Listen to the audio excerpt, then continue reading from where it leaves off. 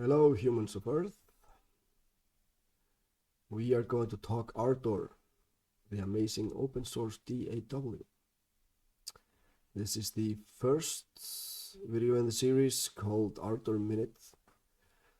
In this first one, I'm just going to do a little preface, little history, what I like and what I don't, why I'm here. So let's go. Ardour is not a new contender in the business. This app has been around for over 17 years, has followed the open source world for a long time, and for a long time it was quite hard to use. I remember trying it out for the first time in probably 2009-10. I think it started out in 2005, and it was very hard to work with. Back then it was only available on Linux, which is actually an OS that I use a lot. But the problem with it was that it had to use Jack, and it was very hard to configure. It was quite buggy, and I mean, of course, this is an open source project. The work behind it is based on free contribution. So I mean, I understand that it takes longer time than a DAW with a company that has millions in its pockets.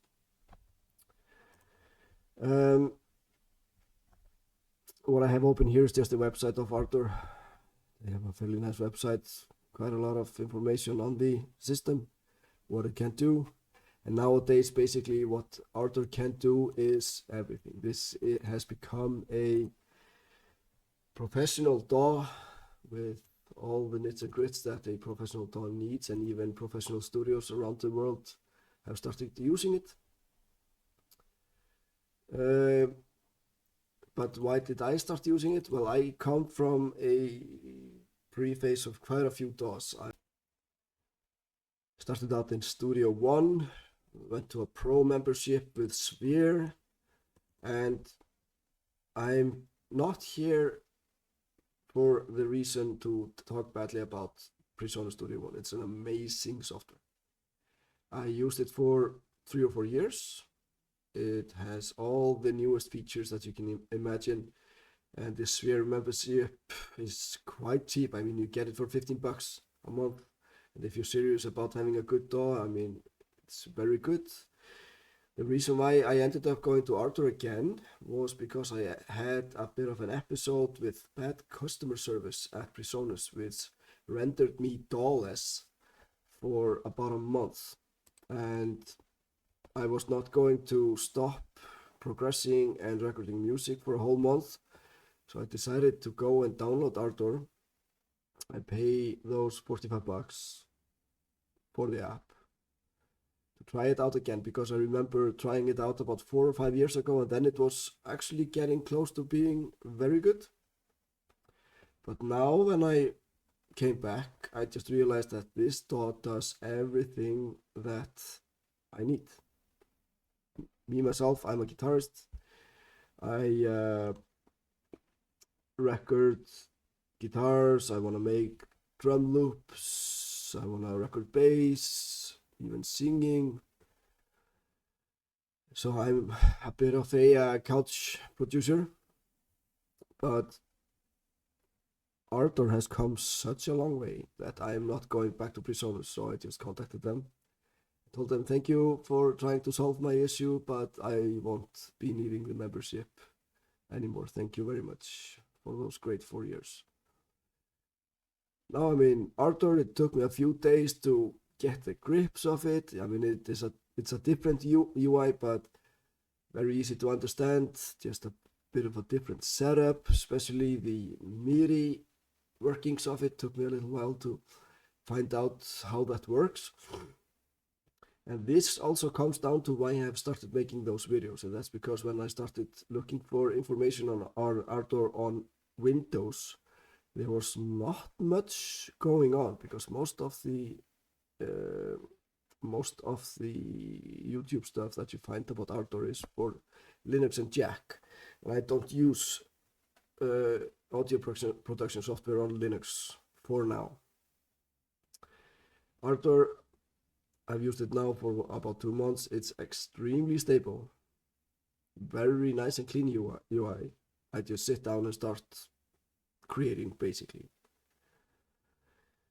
There are some people that would ask why Windows over Linux. Well, I like the native support of things. I like to have hundreds of plugins going on. I want to be able to use the whole buffet of software for music production that is out there on the internet.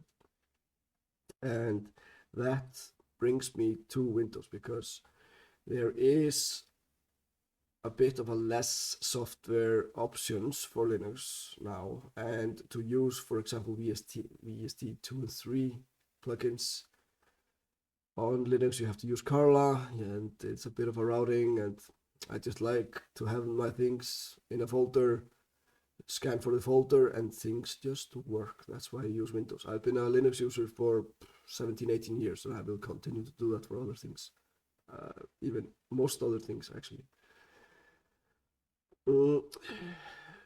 Pricing of Ardour is actually quite good. The pricing is just based on a support that you give to the project. So if you pay less than $45, you get the current version installer. If you pay more than $45, you get the current software installer. Next 2 versions, I think, and all the middle versions. So that's actually a pretty good deal. I mean, I was paying almost $20 a month for the Sphere membership, and I mean that goes up to $45 quite fast, 2 or 3 months. So I have just found my place. I'm staying with Ardour, and I absolutely love it.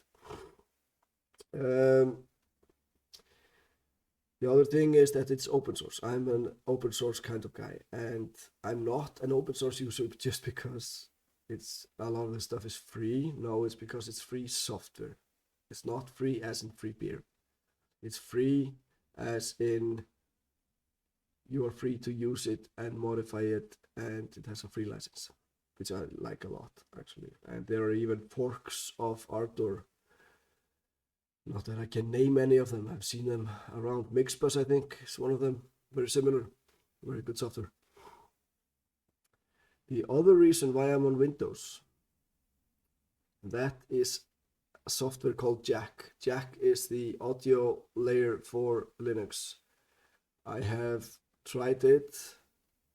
It's absolute SH, and I will never ever use it. I don't like Jack. Jack is just, for me, impossible to use. It's unstable, it's hard to configure, just don't like it.